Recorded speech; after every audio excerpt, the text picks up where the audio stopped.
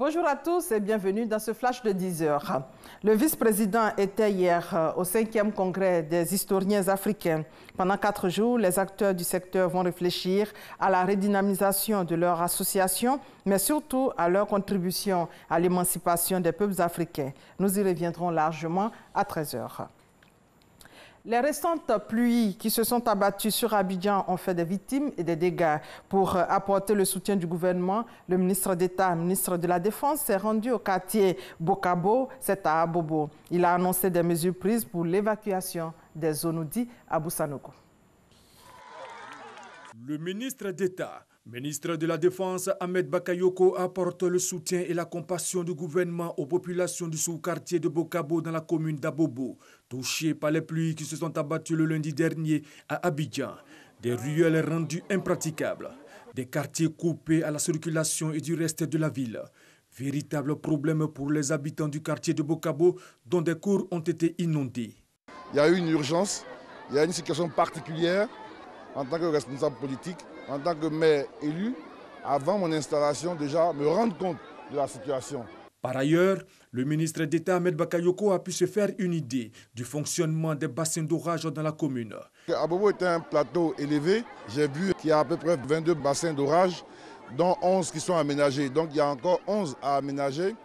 Et nous allons donc inscrire ces préoccupations dans nos priorités parce que ça cause beaucoup de problèmes aux populations, des problèmes de santé.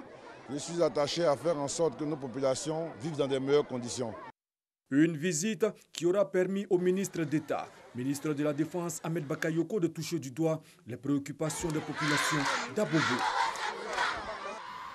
Samedi prochain, l'Abissa spécial aura lieu à Grand Bassam, mais avant, une cérémonie de purification de la place Abissa hier. Les Comiens ont communiqué avec les mânes des ancêtres afin que la fête de samedi puisse se dérouler dans de bonnes conditions. Élection en République démocratique du Congo, l'opposition réclame l'invalidation des candidatures du pouvoir, s'appuyant sur les faits et gestes des acteurs politiques du pouvoir et en se basant sur les tests dont la loi électorale, des opposants appellent la commission électorale à invalider donc les dossiers des candidats du Front commun pour le Congo.